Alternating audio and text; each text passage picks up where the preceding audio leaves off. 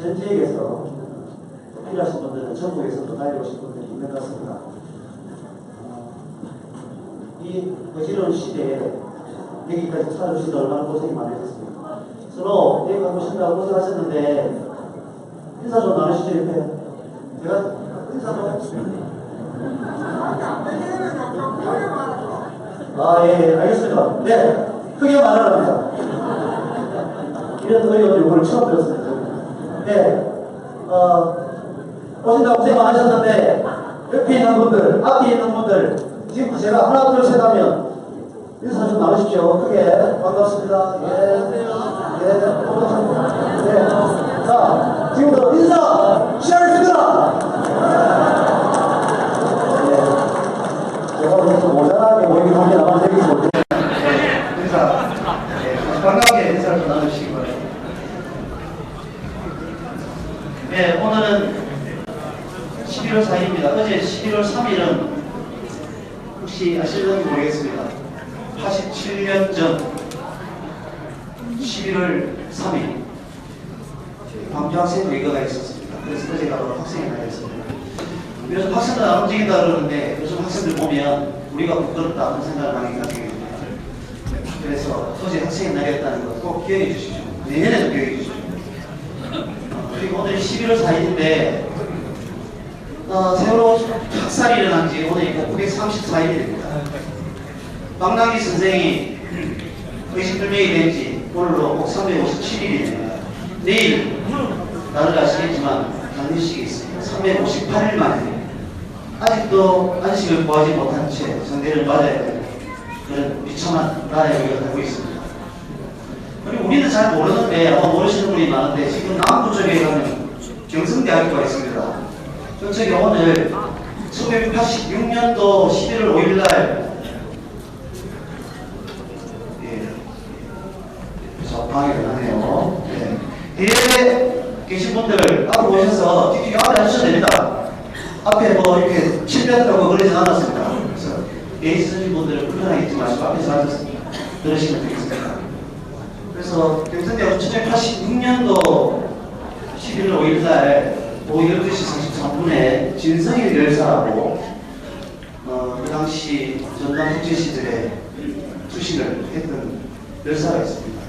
그동안 한 96년도 추모사업회를 만들고 난 뒤에 올해가 꼭 30주년이 돼서 지금 우리가 똑같은 시간에 거기서도 추모사업회가 있는 추모식을 지금 하고 있고 오늘 졸업생들까지 모여가지고 시국선언을 한다고 합니다.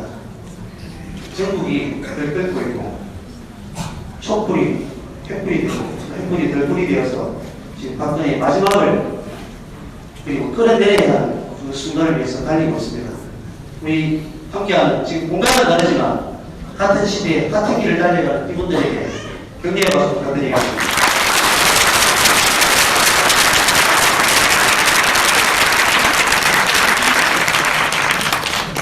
제가 뭐 934, 934일 말씀드렸는데 정말 900 며칠이 아니죠. 대부분 지금 뭐 사건마다 수천일씩 지금 숫자들이 우리는 보통 무심한 숫자다 이렇게 얘기하는데 무심한 숫자가 아니라 피눈물이 뚝뚝 흐르는 숫자들이 지금 계속되고 있습니다. 더 이상 이런 숫자들의 경질이 계속되지 않도록 우리가 좀 힘을 모아야 되겠다. 그 시작이 이 해운대 엑스포가 지진의 진원지나 또는 휘발유의 진원지가 아니라 새로운 희망의 바람의 진원지가 될 수 있도록 오늘 여러분들 힘을 모아 주시면 믿습니다. 그렇죠? 네. 고맙습니다. 우리가 수업시가 요즘 이렇게 행사를 하다 보면 토크 콘서트 이런 말을 많이 쓰는데요. 제가 이번에 꼭 토크 콘서트 쓰지 말자고 했습니다. 이야기 마당이라는 말을 쓰자. 앞으로도 토크 콘서트라는 말 말고 우리 이런 자리에 할 때는 꼭 이야기 마당이라는 좋은 말을 써주십시오. 부탁드리겠습니다.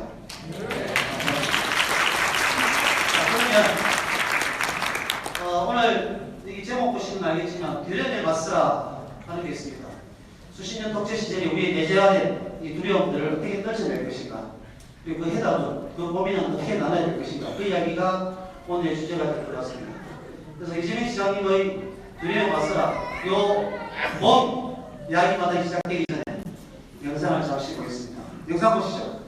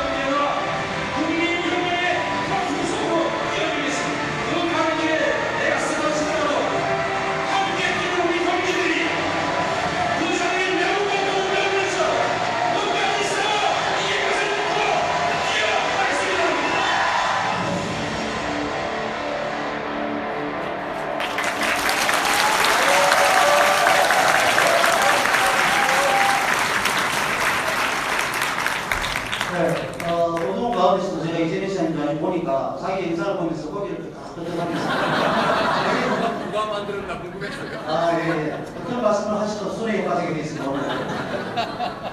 예, 사실 뭐 오늘 이 자리가 혹시 뭐 대선 출정식으로 알고 오신 분 없죠? 그런 자리 절대 아닙니다.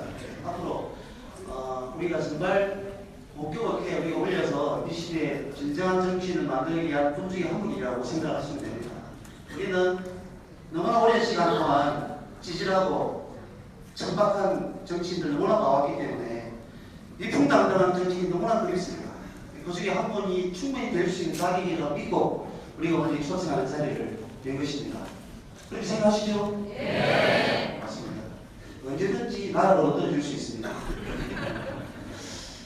예, 어쨌든 우리가 오늘 이 두레나 마스라 하는 이 좋은 자리에 이렇게 귀한 분을 모시게 돼서 저도 상당히 즐겁고 사회를 보게 돼서 정말 기쁩니다. 요 모실 때 그냥 뭐 모시겠습니다. 좀 재미가 없잖아요. 그래서 조금 다르게 한번 모셔보겠습니다. 그래서 제가 조금 소리를 이렇게 하도록 하겠습니다. 제가 박근혜! 이러면 어떻게 요즘은 뭐 탄핵하자, 하야하자 이런 거 쓰는데 저는 그런 말들을 많이 들지 않습니다. 가짜 보고 자꾸 내로 탄핵하자, 하야하자 이러면 안 되잖아요. 진짜 보고 그래야 되지. 그래서 우리가 제가 박근혜! 하면 이렇게 됩니다. 좀 감정을 실어서 해야 됩니다. 내려와! 하야하고 탄핵하자 안 됩니다. 내려와! 씨! 그 다음에 오늘은 정치인 대신이 아닙니다. 이재명! 이러면 왜 되십니까? 올라와? 그만해라! 그만해라. 알겠습니다. 나와주세요. 이렇게 나와주세요. 근데 만약에 머리 나쁜 분들 거꾸로 하는 분이 있습니다. 민족 반역자입니다. 여기서 네, 진단입니다. 네. 그래서 내가 박근혜! 하면 내려와! 이재명! 하면 나와주세요. 그게 한번 하겠습니다. 이렇게 해서 모시도록 하겠습니다. 되겠습니까? 네. 박근혜! 네! 뒤에 시 그게 아주 보이거든요. 기분 나쁘세요. 시 바까지 보는 자, 좀 계속 해볼게요. 자, 박근혜! 이재명! 빨리 해주세요.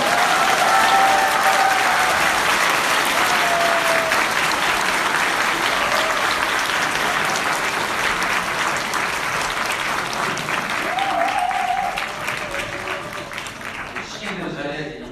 맞을 것 같은데. 옆에서 진짜 기분 나쁘네. 잘생겼다! 네.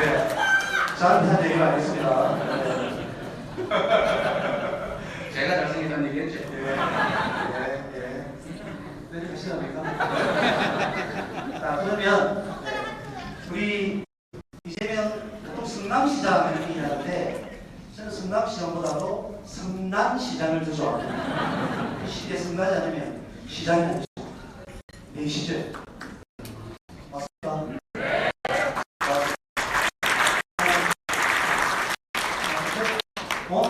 이야기를 듣기 전에 오늘 이렇게 요즘 뭐 하도 인기 좋으셔가지고 이밖에 오셨다는 소리 들리긴 하는데 오늘 일부러 이 자리에 오신 우리 부산시민께서 짧은 인사 말씀 좀 해주시면 좋겠습니다.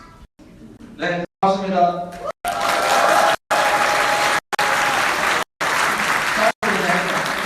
감사합니다. 자, 그러면 저보다 앞서가시네요. 자, 그러면 오늘 여기 모이신 모든 민주시민의 큰 한번 박수로 성남시장 이재명 시장 모시고 이야기를 듣도록 하겠습니다. 인정 박수 부탁드리겠습니다.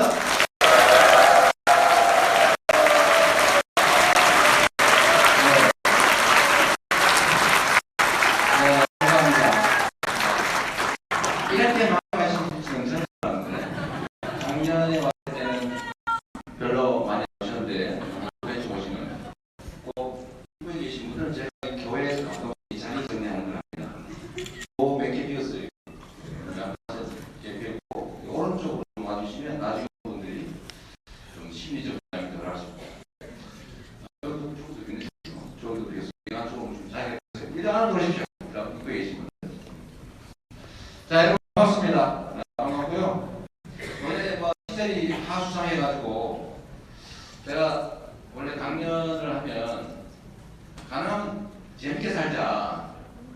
우리가 뭐 지식이 부족해서 이재명 시장한테 뭐 배워놓은 거 아니잖아요, 그죠? 제가 뭐 여러분들한테 뭘 가르치겠어요? 혹시 여기 학생들은 나중에 레포트 쓸 때 내가 하는 얘기를 인용하면 안 됩니다. 이게 전혀 과학적 근거가 없는 얘기, 그냥 하는 얘기일 뿐이에요. 그렇다고 전혀 헛소리가 아니니까 신망을 풀어놓고 우리가 이런 자리를 통해서 우리가 외롭지 않다, 그런 공감하는 자리여야 되겠죠, 그죠? 그리고 여기 부산은 또 우리 주최 측이 있으신데 주최 측 요구사항이 있어요. 30분 안에 얘기를 끝내라. 끝내고 이제 대화 타임 물어볼 게 좀 있대요. 물어보고 의견 나눌 게 있다고 하고, 그 다음에 아마 다음에 이제 여러분들 질문, 또 의견 이렇게 듣는 시간을 또 갖게 됐을 것 같습니다. 그래서 저는 좀 짧게, 원래 요약하면 재미가 없어요, 그죠? 이거 개그 요약하라 그러면 재미없잖아요. 그러긴 한데 최대한 짧게 제가 여러분들한테 드리고 싶은 말씀 드리고 대화 시간을 갖도록 하겠습니다. 제가 최순실 요새 이런 사태를 보면서 여러분들이나 국민들이 어떤 생각을 할까 그런 생각을 해봤습니다. 여러분 정치인들 어떻게 생각하는지 모르겠는데 저는 확고하게 정치에 대해서 이렇게 이해하고 있습니다. 정치는 국민들이 좀 더 나은 삶을 살기 위해서 만든 도구다. 정치인들은 국민을 대신하는 대리인 것입니다. 정치가 국민을 동원하면 안 된다. 국민의 뜻을 반영하는 게 정치의 의무다. 저는 그렇게 생각하거든요. 그러면 이 나라의 최고 권력자라고 하는 대통령도 사실은 국민의 대리인이죠. 성남시 시청에는 시장실을 개방을 해놨어요. 이 중에 혹시 와보신 분 계실지 모르겠어요. 관광상 얼굴이 가고 있어요. 저도 계시네. 그래서 제가 시장실 열어놓고 아무 때나 들어와라. 뭐 회의할 때 상관없이 아무 때나 들어가게. 또 제가 회의하다가 어제도 이해찬 총리하고 얘기하다가 우우 몰래 들어가고 죄송합니다 잠깐만 이렇게 하고 이제 사진 인증 하나 하고 이 문을 열어놓죠. 우리가 사실 그러려고 월급 받는 거죠. 이 초등학생들 많이 오는데 초등학생들한테 3학년들이 옵니다.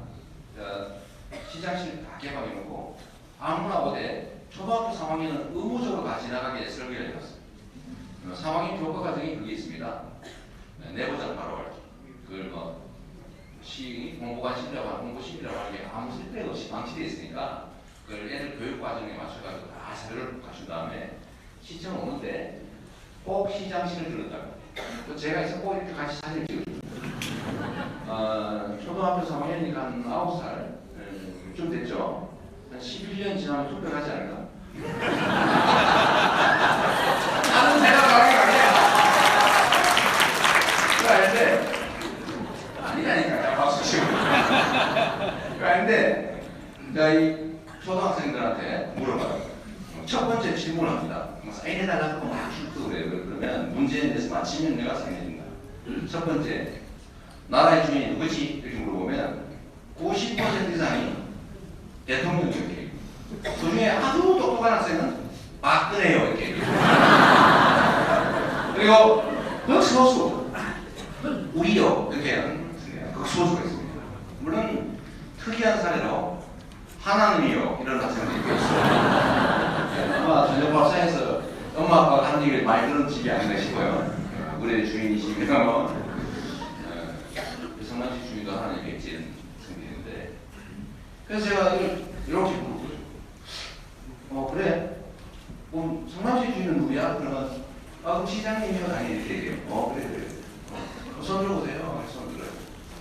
그럼 제가 내가 주인 맞지? 그럼 맞대. 그러면 주인님하고서 한번 해라. 그럼 이제 애들이 그때 좀 약간 깨요. 그래서 장난삼아 막 흔들라고 해야 그 다음에 또 준비된 무게가 있죠.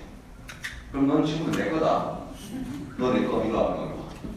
그럼 애들이 그때부터 이거 내가 주인이니까 너 종이잖아. 일로 와. 선생님 놔두고 얘는 놔두고 가지 내 거니까. 그 선생님 그때 눈치 깎아요. 그래, 그래, 너 이따 와. 아, 이따 못 갑니다. 제가 좀 쓰다가 갖다 버리려고요. 또 치명적으로 딱 한 번 더 했어요. 뭘 하냐면, 엄마, 아빠 계시지? 네. 너네 엄마, 아빠도 내 거다.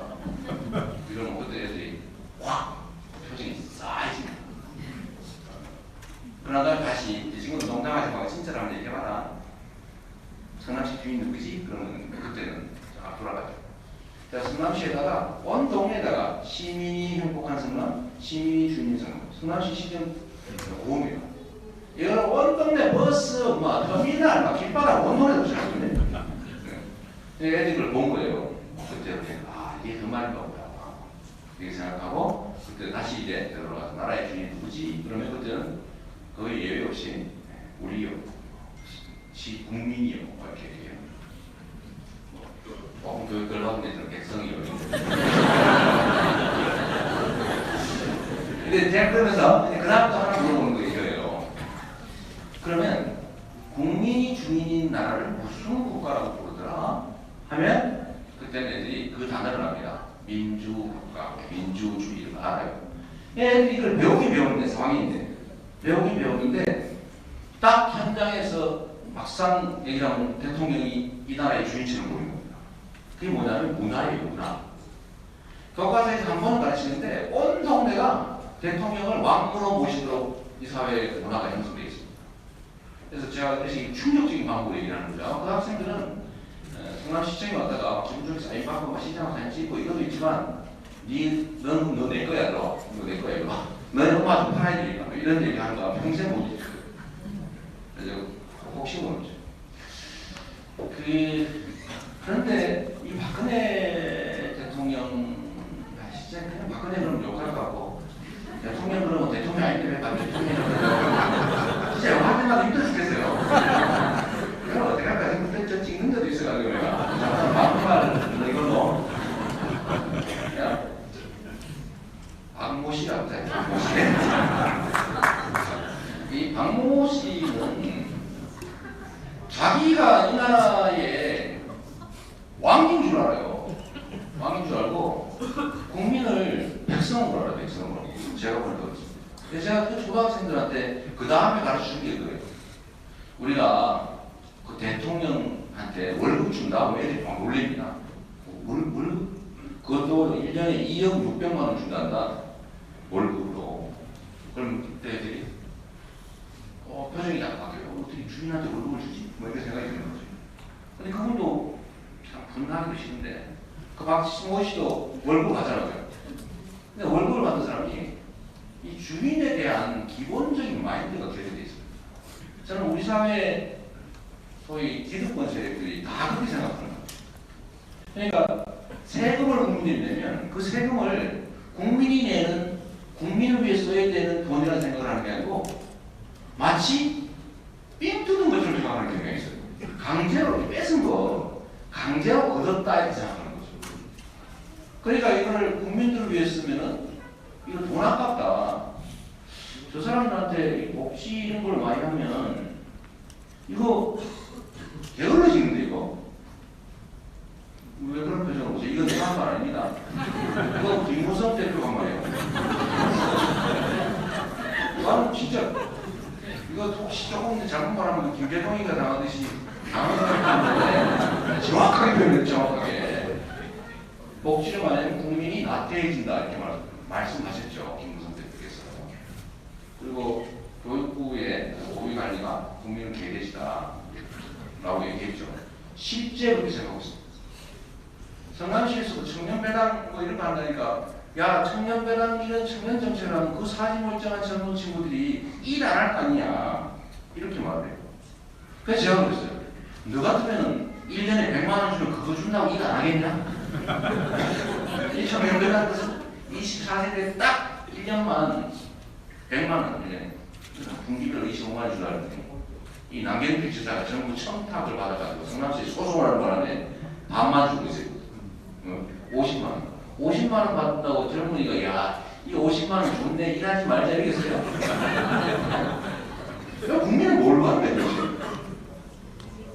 그냥 걔네죠. 실제가 집에 계산 말고 겁니다. 이 돈 아깝게 해요. 이 복지 예산이라고 하는 것도 사람들이 그렇게 얘기하잖아요. 이 성남시에서 뭐 복지를 하겠다 그러면 제가 무슨 정부에 지원을 하더라 그랬습니까? 내가 뭐 빚을 냈습니까? 빚 갚고 그러다 세금을 더 얻었어요. 물론 떼먹고 도망은 체납 세금인데 죽으라고 더 얻긴 했지만 이 부산에도 내가 번호판 띠로 많이 보냈어요. 당한 사람 진짜 몰라 이러네.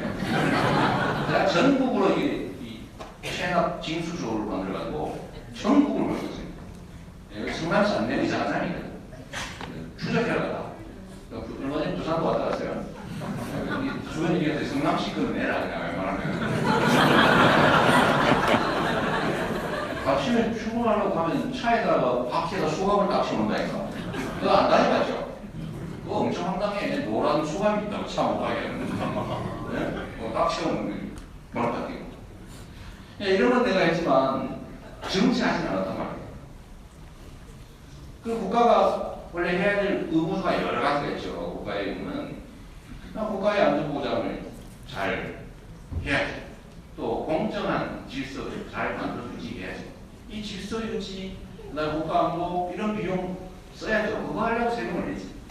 근데 그거 말고 더 중요한 게 또 있어요. 그건 기본이잖아요. 기본. 기본 위에 국민들의 복지를 증진하기 위해서 노력할 의무가 있다고 헌법 34조에 딱 써놨는데 꼭 그건 안 따지더라도 국민이 나라의 주인이고 국민이 우리 국가 공동체를 운영하기 위해서 거출한 돈, 그 세금을 비용은 최소한 적게 쓰고 최대한 아껴서 국민들의 삶을 개선하기 위해서 쓰는 그걸 복지라고 하는데 이거 많이 늘리는 게 잘하는 거 아니에요?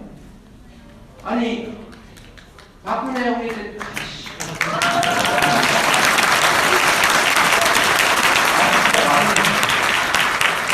대통령 붙이기도 그러고 안 붙이기도 그러고 박씨 박씨 이게 박씨 했다고 그러는 거 아닌가? 그냥 그분 근데 진짜 말하기가 진짜 어려워요. 저는 이미 대통령 아니라고. 이미 대통령 아니죠.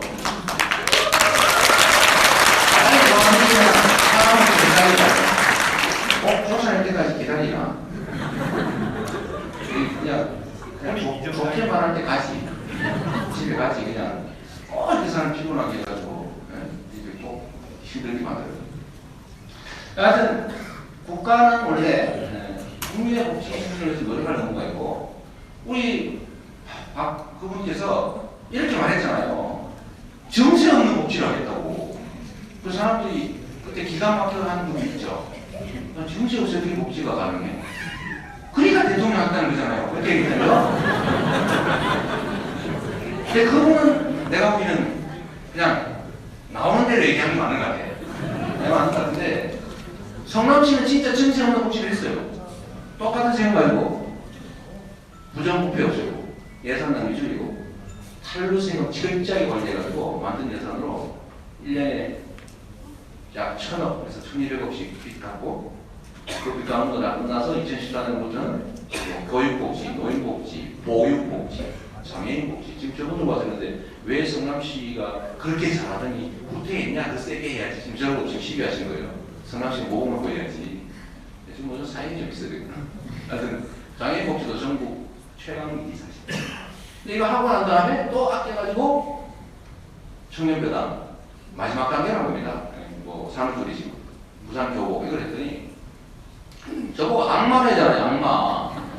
네? 진짜 본인이 말한 본인은 빈말로 얘기한 정세 없는 복지를 진짜 오늘 했지 않습니까? 그럼 야 성남시 잘한다. 나한테 배워라. 우리도 따라할게. 이래야 정상인데 너 악마야. 이 악마라고 한다는 저기 역시 그 김무성 그분이야. 아니 자꾸 이러니까 내가 그건 잊어버릴 수가 없는 거예요. 자꾸 얘기를 안 할 수가 없대. 내고 감정 때문에 제가 좀 뒤끝 장년이거든요.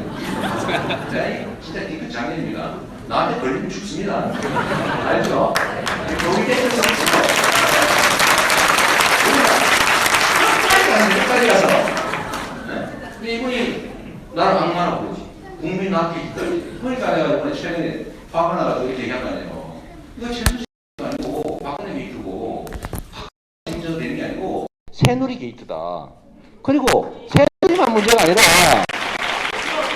아니 새누리당의 대표니 박근혜 비서실장이니 등등을 한 김무성은 정경은퇴 먼저 하고 얘기해라. 이렇게 얘기하는 거예요. 나한테 악마라고 흉 안 봤으면 내가 이런 소리 안 했어. 예? 나를 복지 많이 한다고 세상에 악마라고 악마의 속삭임을 하는 사람이라고 나한테 비난을 해가지고 제가 지금 꼭 가슴에 이렇게 막 이렇게 해가지고 나 지금 계속 얘기하는 거 아마 계속 할 거야 내가. 뭐 건수만 생기면. 일대하고 어버이연합하고 엄마부도 박살내 주세요. 어버이연합 내가 지금 어디 하려고 그랬더니 어디 가버렸대. 어버이연합이 성남에 와가지고 그 소위 유명한 형수 쌍욕 테이프 틀고 막 온 동네 방송하고 다녔어. 나한테 지금 걸렸어. 헷갈리게 그 얘기를 해가지고. 그러니까 이 양반들이 다시 되돌아오면 이 사람들이 몸통이잖아요. 몸통의 수족이잖아, 수족. 그러니까 이 부정부패 집단의 머리 박근혜, 몸 새누리, 손발 다리 김무성. 에? 맞잖아요. 근데 뭐 자기는 아닌 척하고 말이야. 마치 제3자인 듯, 피해자인 듯, 해결사인 듯 한 이상한 행동을 해서 요새 제가 자꾸 그 얘기를 하는 거죠. 잊지 말자 김무성. 그리고 요새 또 유승민 대표한테도 내가 그 얘기 한번 한 거예요. 유승민한테도. 아니 청년배당을 비난을 했더라고. 저는 주한테 뭐 부당하게 뭐라 그러면 절대 용서 안 하고 안 잊어버려 우리는. 청년배당을 성남시만 하면 불공평하지 않냐, 하지 마라 이런 취지예요. 아니 원래 말을 이렇게 해야 되는 거 아니에요? 그거 좋으니까 전국에 확대하자 이래야 되는 거 아닙니까? 근데 왜 우리 성남에 한다고 나를 비난하냐 말이에요. 그래 내가 거기도 나한테 한번 찍혔으니까 보복해야지. 그래서 이번에도 유승민도 수족이다 내가 한번 해서 아닌 척하지 말고 책임져라 내가 한번 한 거예요. 나는 보복은 좀 했으니까 좀 되돌아가서 정부에서 빈말로 증세 없는 복지한다고 막 얘기해놓고 그건 사실 국민들한테 대국민 사기극이었죠. 근데 그 사기극을 나는 진실로 만든 사람 아닙니까? 그러면 진짜 칭찬해줘야 되는 거 아니에요? 국가 운영하는 사람이? 근데 지금도 계속 괴롭히는데 다행인 거는 역시 세상이란 공평한 거예요. 이 박근혜 정부에서 성남시 복지 정책을 마구 막아주니까 유명해졌어. 이게 세상에는 다 산이 높은 만큼 계곡이 깊고 양지만큼 음시가 있는 거지. 이게 음양의 원리 아닙니까? 세상에 일방적 위기가 어디 있어요? 위기 같은 속에도 기회적 요인이 있고 또 기회라고 좋아하지만 그 안에 또 위기 요인이 있거든. 좋다고 헬렐레 하면 그 위기에 빠지는 거죠.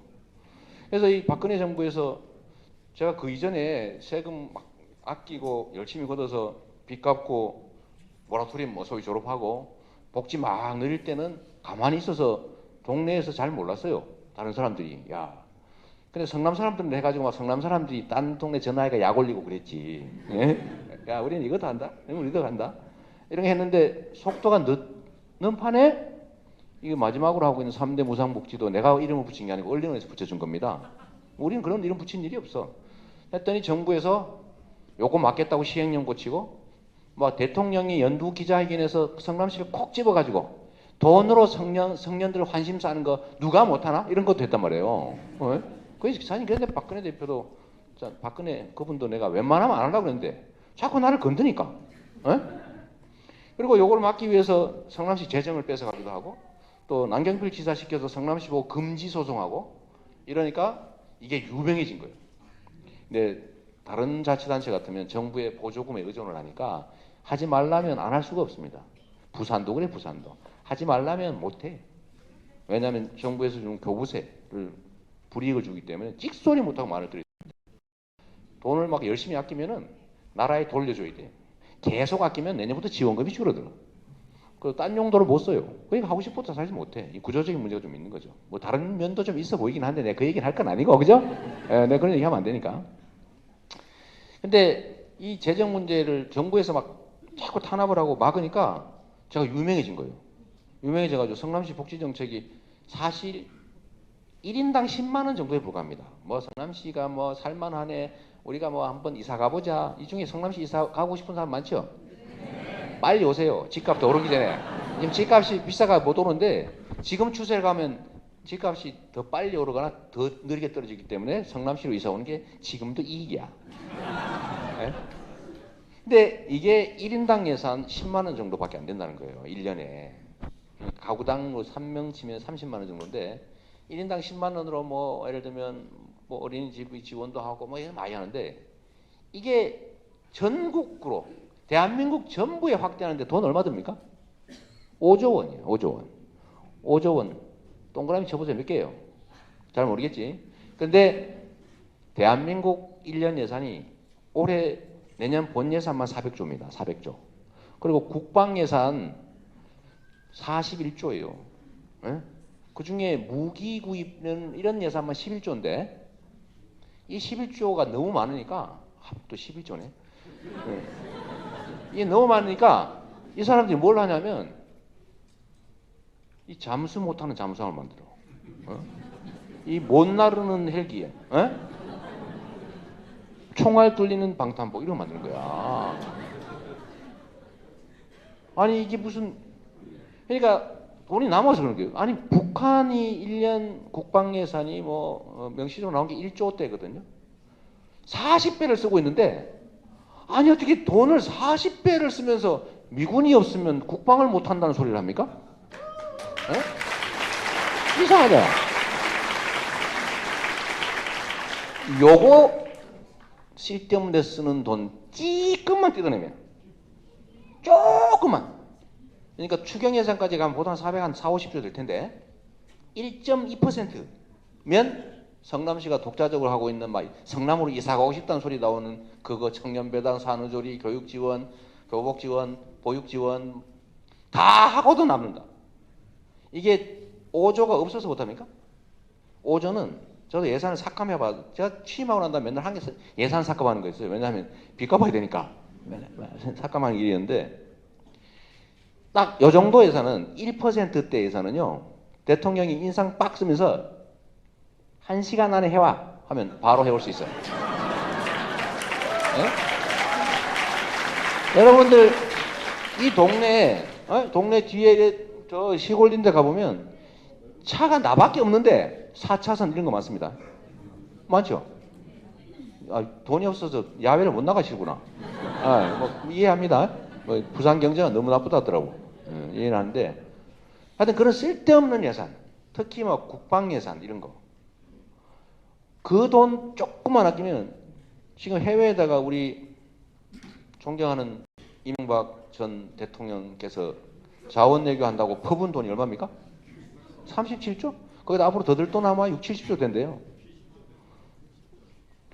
강에다 쳐박은 게 얼마예요, 강에다? 31조? 뭐 이자 비용 하니까 31조 들어갔다는 거예요. 22조에다 더하기 뭐 비용까지는 31조라는데 그런 거. 이거 중에 남아서 이러는 거거든요. 결국 예산은 철학의 문제입니다. 의지만 있으면 얼마든지 하는 거죠. 그러니까 딱 1% 만드는 거는 1시간도 안 걸려요. 인상 팍 쓰면 바로 해온다니까요. 빨리 하세요. 네? 뭘 빨리? 그거 하면 이제 지금 선관위에서 지키고 있어 지금. 뭔지 모르지만. 헷갈리게 하지 마요. 헷갈리게. 그러니까 이게 예산은 1%에 딱 불과한 건데 그러면 얼마나 국민이 행복해지겠냐고요. 그리고 그 경제에 얼마나 도움이 됩니까?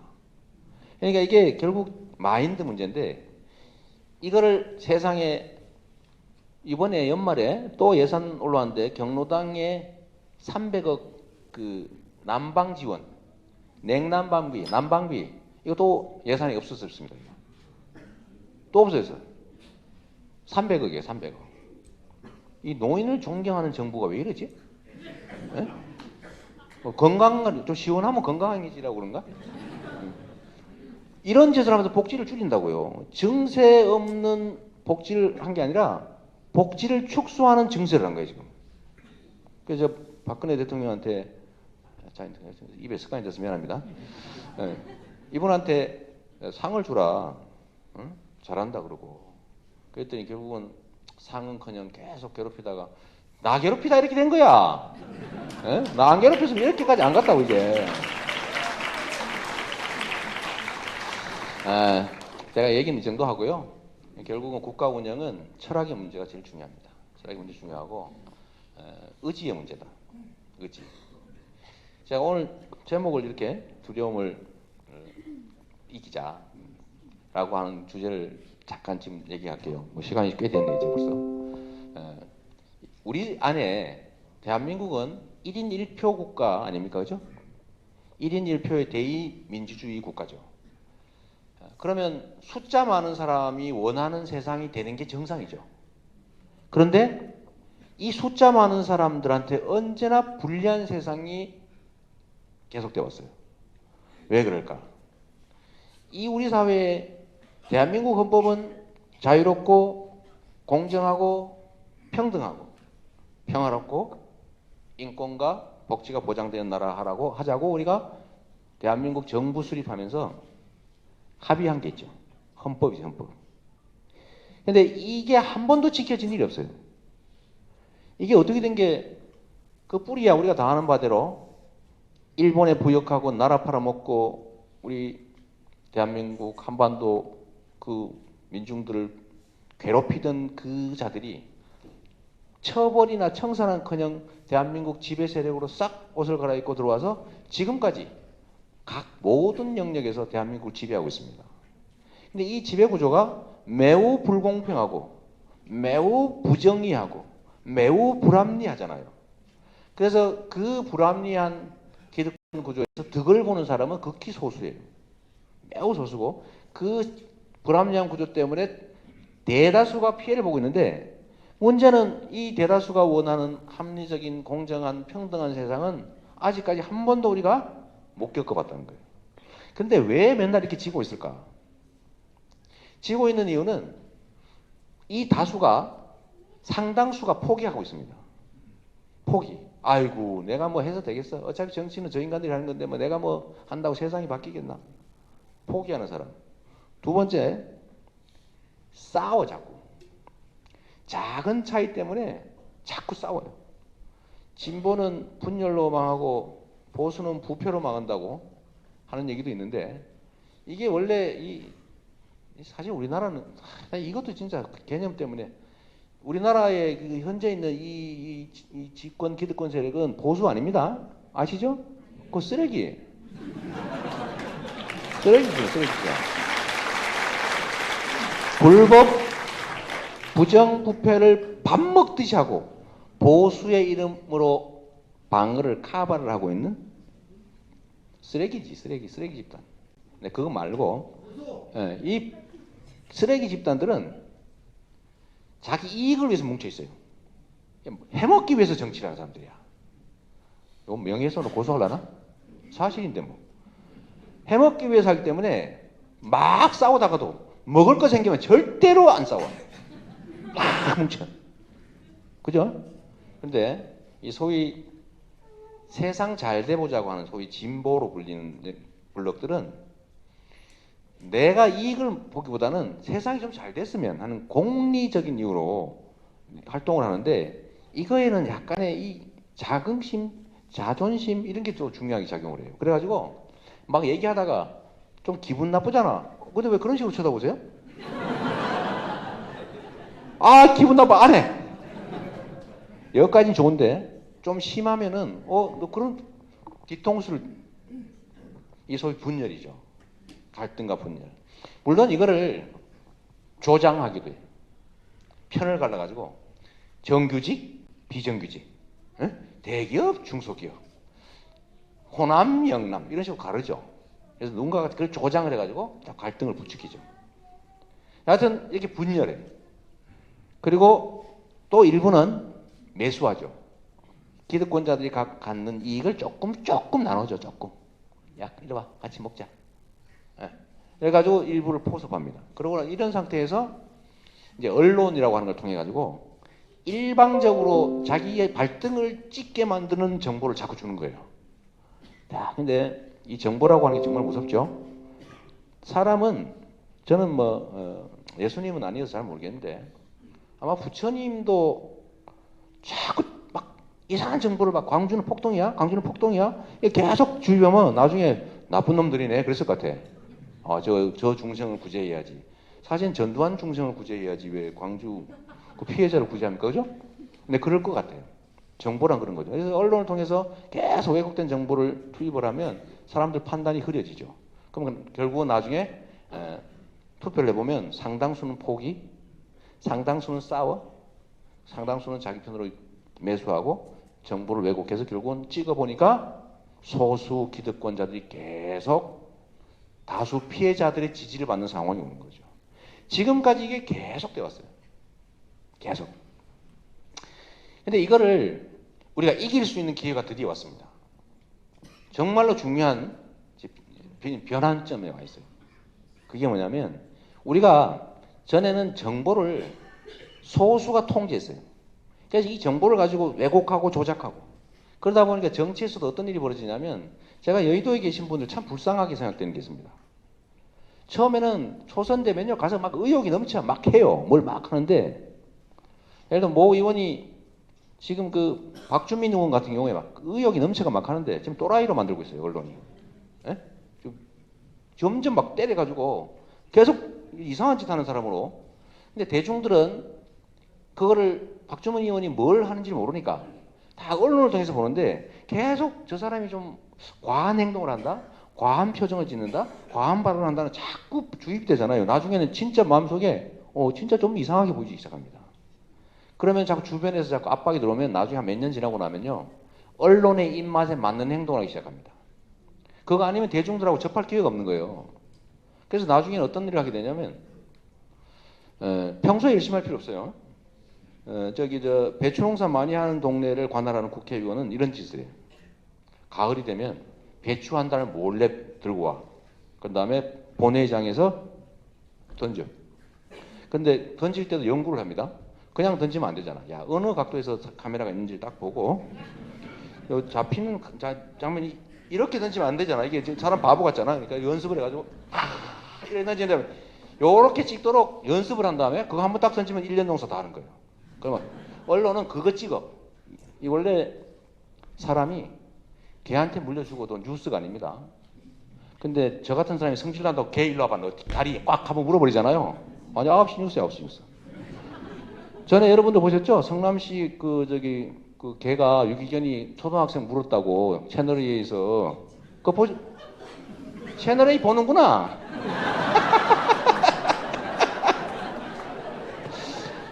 채널A만 하루를 풀로 2시간마다 24시간을 보도를 했거든요. 성남시의 행복이라고 제가 유기견을 키우는데 그 유기견이 사실 문 것도 아니고 학생들이 좋다고 그러니까 다 지도 좋다고 이렇게 안았는데 학생 하나 눈 옆에 살짝 긁혔어. 그래서 우리가 병원 데려가서 봤더니 아무것도 아니래. 그래가지고 의사 닦고 요 딱지 이렇게 밴드 붙인 다음에 우리 집 시장실에 와서 사진까지 찍고 갔어 이렇게. 왜냐면 방문하는 3학년이었거든.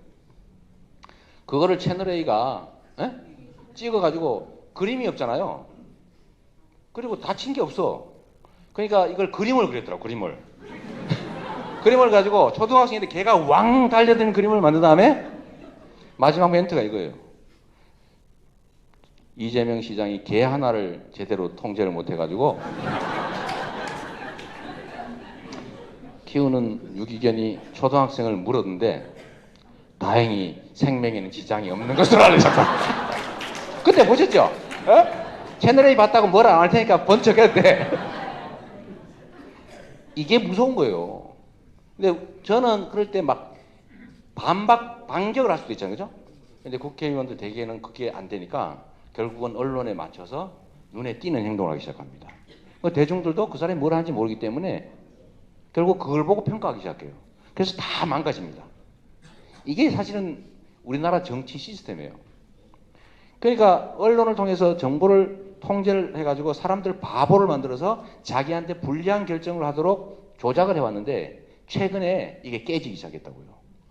그 깨진 게 뭐냐면 바로 스마트폰이에요. 어제 사람들은 부산에도 지하철 있죠? 없는 줄 알았더니 동탄에 지하철이 있으면 옛날에는 지하철에 아침 저녁 출퇴근할 때 다 신문 보고 있었죠. 이렇게 중앙일보는 신문을 지하철에서 편하게 보기 위해서 신문 폭을 줄이기 했어요. 근데 요새 신문 보는 사람 한 명도 없습니다. 노컷 뉴스라고 무슨 메트로 이런 거 요새 메트로 배포하나요?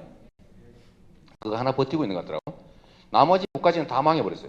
그게 한 몇 년 동안은 한 4, 5년 정도 엄청난 대박 아이템이었습니다. 근데 이게 요새 전혀 안 봐요. 사람들이 뭐 봅니까? 딱 내리면 이거 하고 있어요. 이거. 전부 다 스마트폰으로 다 보고 있죠. 그러니까 요새는 정보를 수집하는데 신문 방송에서 정보를 수집한 게 아니라 스마트폰으로 정보를 수집합니다. 그리고 예전에는 주변에 정보 전달을 잘 못했는데 요즘은 이걸로 너무 쉽게 주변에 정보를 전달하는 거예요. 야, 이거 한번 봐라. 이거 재밌다. 이거. 순실이가 세상에 뭐 했대? 뭐 이러면서 뭐 그래? 에이. 야, 이럴 수가. 이러면서 대중들끼리 횡적인 정보 교류가 가능해진 거예요. 이게 정보와 네트워크 사회인데 그만하라고 때린 거야? 예.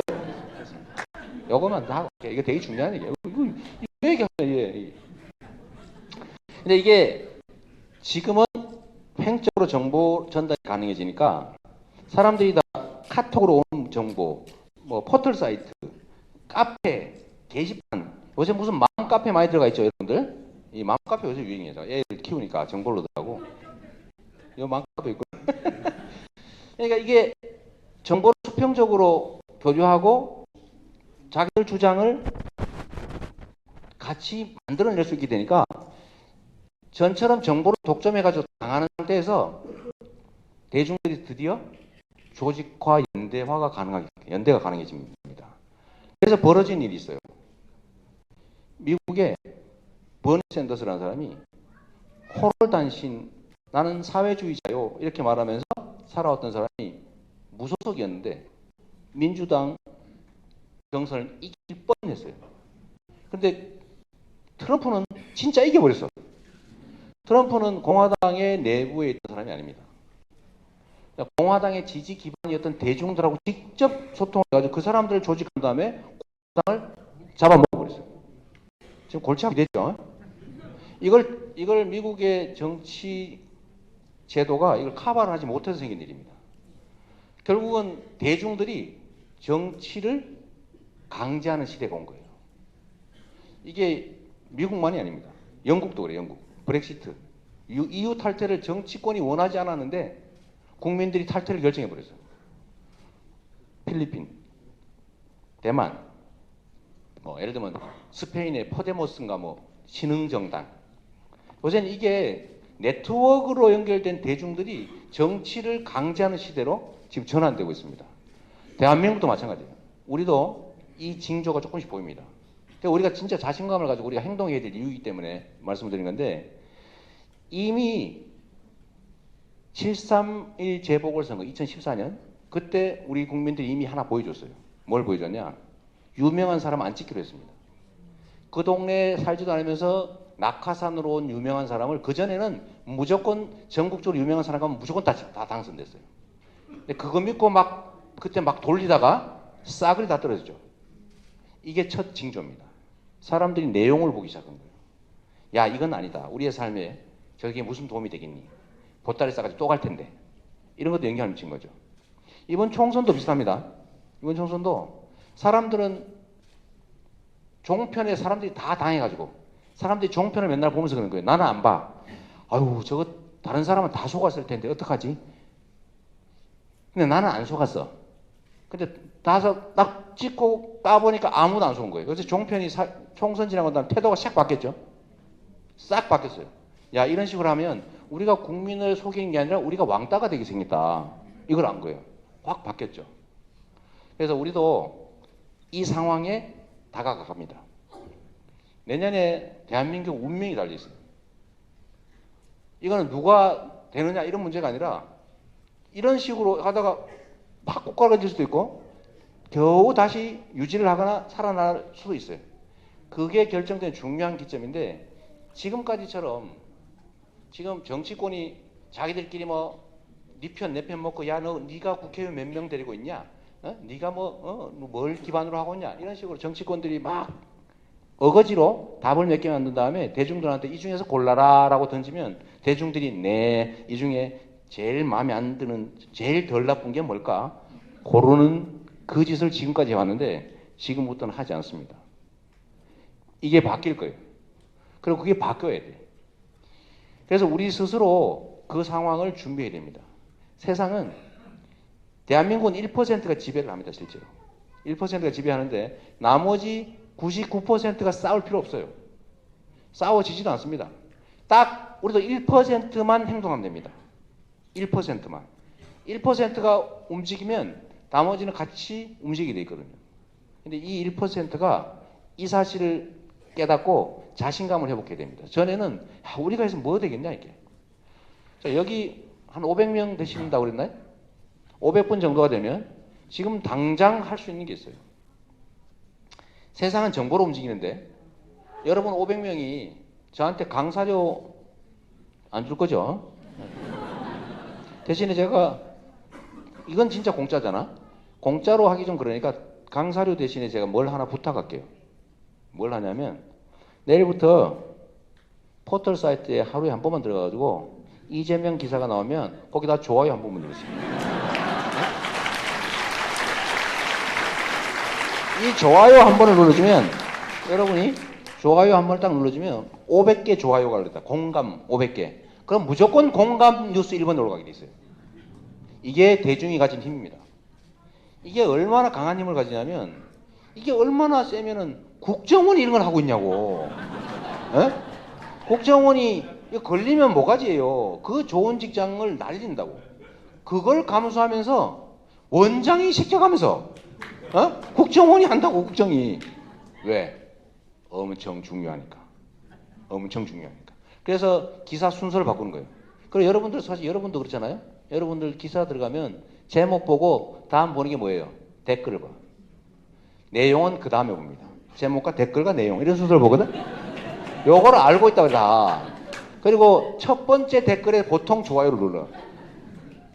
요거를 이용하는 거예요. 그러니까 작은 행동이 모이면 정말로 큰 변화를 만들 수 있고 개개인이 가진 힘이 과거와는 판이하게 다르게 강해졌다. 예, 우리 행동하는 소수가 가지는 그 힘이라고 하는 게 엄청나게 크다는 걸 우리가 알아야 됩니다. 그래서 우리가 뭘 할 수 있겠냐? 우리는 분열해서 이길 수 없어. 맨날 졌는데 라고 생각하는 그걸 없애야 되는 거죠. 그래서 그게 제가 생각하는 두려움입니다. 이길 수 없을 거다. 그러니까 내 혼자 싸울 거다. 외로움이죠. 이제 외롭지 않아요. 너무 많아. 여기 부산에 이 인원만 내일부터 30분 동안만 SNS로 놀면 부산이 뒤집힙니다. 저 혼자 3년 동안 이렇게 막 죽으라고 트위터, 페이스북, 제가 카카오 스토리, 최근에 인스타그램도 하거든요. 내가 지금 저것 유튜브도 시작했어요. 유튜브. 또 할 거야. 생기기만 하면. 네? 이렇게 해서 제가 지금 뭘 하나 써가지고 솔직히 주요 언론에서 이재명 안 써줍니다. 써줄 때 있지. 나쁜 것만. 그런데 제가 트위터, 페이스북 페이지, 인스타그램, 카카오 스토리 여기에다가 똑같은 거 5번 딱 누르면 최소 70만한테 딱 도달합니다. 그리고 70만이 또 가만히 있지 않잖아요. 이 중에 있는 분들 극성 있잖아. 막 트윗, 뭐 좋아요, 공유 막 하잖아요. 이렇게 하면은 보통 200만, 많이 가면 300만. 이건 9시 톱 뉴스예요. 그 정도의 영향력을 갖는다고요. 그래서 제가 지금 새벽 2시까지 막 하고 있잖아요. 이렇게. 이 중에 새벽 2시에 저한테 쪽지 받은 분 없네. 다행히 착하시. 있네. 새벽 제가 시간이 없으니까 쪽지에 답을 해주는데 요새는 너무 많이 와가지고 진짜 못하겠더라고요. 제가 새벽 2시에 보통 이렇게 답을 합니다. 근데 그것도 정성이죠. 이렇게 답 받으면 고마울 거 아니에요. 그럼 리트윗 하면 내줄 거 아니야. 그러니까 여러분도 소위 페이스북 이런 데 써놓고 좋아요, 야, 2개만 더 있으면 좋겠다 이런 생각 들죠? 그러면서 다른 사람 거 누를 때 절대 안 눌러주잖아. 요거 누를까 말까, 요거. 진짜. 이게 사람 심리니까 열심히 눌러주세요. 그게 바로 소통이지. 그러면 영향력이 확대됩니다. 예. 그래서 우리가 우리의 힘을 각성하자. 옛날에 대한민국의 소위 87년 체제, 진정한 첫 번째 민주주의 체제라고 하는 것도 5.18 광주 소위 그때 당시 사태를 그 피해자, 억울한 피해자였음을 알리는 그 소수의 유인물을 뿌리는 투쟁으로부터 시작돼서 바뀐 거예요. 그 작은 시작으로부터 그 유인물 50장 뿌리려고 1년씩 감옥 갔습니다. 이 50장 뿌리려고 감옥 갔는데 여러분들 조금만 노력하면 한 3개월만 노력하면요 밴드 이런 거 쭉 하면요 3,000명 만드는 건 순식간이야. 거기다가 우리가 하고 싶은 얘기들을 전달하는 거예요. 그것만 해도 우리가 언론에 놀아나지 않고 우리 주장을 관철하고 세상을 바꿀 수 있습니다. 그만하라고 아까부터만 난리야서 여기까지만 저는 일방적인 얘기 여기까지만 하겠습니다. 네, 고맙습니다. 아이고 막 때리는 거 때려 막. 아까 이 소리가 이 소리예요. 아 진짜 예. 너무하지. 입에서는 더 심한 게 나왔습니다. 아까. 네, 예. 마이크 안 대고 막 뭐라 하더라고요. 예. 하여간 원체 거침이 없으시고 또 말씀 재밌게 잘 하시기 때문에 그나마 다행입니다. 그죠? 예. 부산시장보다 더 많이 합니다. 성남시장에 내려와가지고. 사실은 요 뒤에 또 이제 우리가 또 이광수 교수님하고 또 이야기 마당이 또 준비되어 있기 때문에 그래서 우리가 계속 또 드렸습니다. 그래서 그러면 우선 한 30분을 여기 앉아도 되죠? 예. 무서워가지고. 예, 30분을 조금 정도 지나셨는데 원래 우리 예정된 시간이 9시입니다. 그래서 9시인데 30분 정도 지났기 때문에 조금 한 20분에서 30분 정도 늘어져도 괜찮을지. 예. 고맙습니다. 박수를 안 치셔도 원래 그래 할 예정이었습니다. 예, 말씀 참 잘 들었습니다.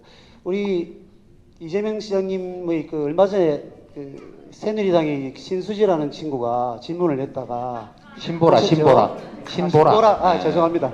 신보라라는 그 친구가 질문을 했다가 말렸죠. 보니까 이게 저는 보니까 지혈을 지가 물면 저렇게 되는구나 이런 생각이 들었습니다. 갑자기 벅 쪄가지고. 그 혀를 제가 물어준 거지. 예, 이건 이 머리에 든 게 없으면 가만히 있어야 된다는 것을 다시 한번 교훈으로 우리가 느꼈습니다. 그러면 오늘 시장님하고 또 아주 맛으로 이야기 마당을 이끌어 주실 분이 지금 계속 서 계십니다. 그래서 우선 오늘 원래는 위안배 기자하고 같이 세 분이서 이야기 마당을 하기로 돼 있었는데 아까 말씀드린 이유로 못 오셨고 그래서 오늘은 이광수 교수님하고 이재명 시장님 두 분이서 오늘 아주 불꽃 튀기는 썰전을 하실 겁니다. 우리 이광수 교수님은 지금 부산예우대학교에 지금 근무하고 계시고 역사학자입니다. 인도사 전공입니다. 그리고 최근이 아니죠. 한 10년 전부터 사진과 인문학을 접목해서 많은 책도 내시고 또 이야기도 나누시고 또 강단함에 있는 것이 아니고 거리에서 광장에서 계속 목소리를 내면서 함께 하고 있는 아주 귀한 교수님이십니다. 우리 부산예우대학교 이광수 교수님을 이야기꾼으로 초대하겠습니다.